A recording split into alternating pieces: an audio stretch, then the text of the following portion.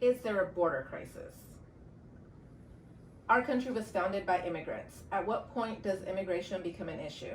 Immigration seems to be a topic of discussion at every election, whether at the state or federal level. Immigration policy is viewed differently by Republicans as well as Democrats, as well on the state level and federal level. What is the real problem behind illegal immigration? Many say drug trafficking, human smuggling, and dangerous gangs and cartels. Others will say let's make them all legal and tax-paying citizens. This here are the drug seizures on the southern U.S. border at the ports of entry and between the ports of entry between 2018 through 2020. The U.S.-Mexico border is 2,000 miles, including California, New Mexico, Arizona, and Texas alone, covering half of the border. In January 2021, when President Trump left office, the border wall was not completed. President Biden and his administration enacted a proclamation stopping border wall construction the first day in office. During his first months in office, Biden ordered a review of the Trump administration's migrant protection protocols, which required asylum seekers to wait in Mexico until their cases could be heard in the U.S. immigration courts. The Biden administration referred to its new policies to be more humane towards migrants.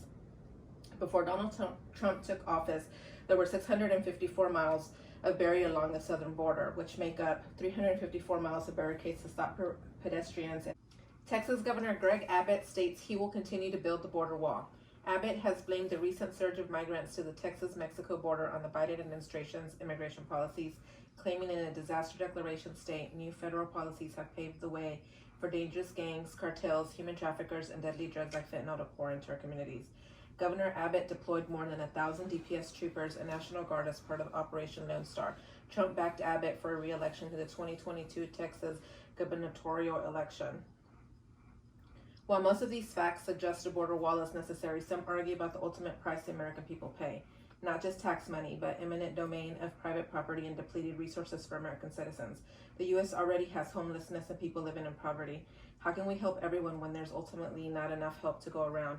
How can the U.S. help its citizens as well as refugees and immigrants searching for the same American dream?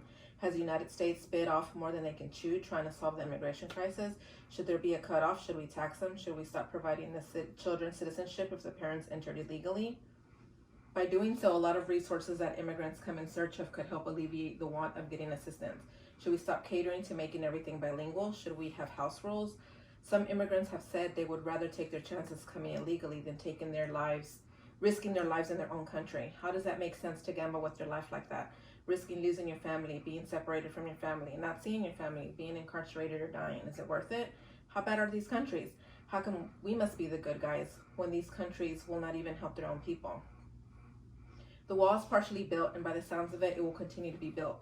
While it may not solve the immigration crisis, it can send a message to other countries that the U.S. is tightening the reins. The American people can either pay for a wall or pay for the resources utilized by immigrants, such as shelter, food, medical care, transportation, and deportation for all the people attempting to enter illegally. Immigration is very complicated and is constantly changing with every new administration. Maybe the American people can vote on how to deal with the issues as well. American government has elected state representatives and senators to decide on the laws and policies, but if they cannot agree on how to handle it, it's just the same back and forth and nothing gets resolved. While the American people vote for these state representatives and senators, sometimes they are voted under false pretenses. The government will have another agenda and immigration gets put on the back burner until another crisis occurs. When that happens, how can we fix the immigration crisis in the U.S.? Do we just sit back and watch each new administration take a shot at it? And if they fail, they can just try again? There is no doubt there is a problem. The question becomes, how do we want to deal with it?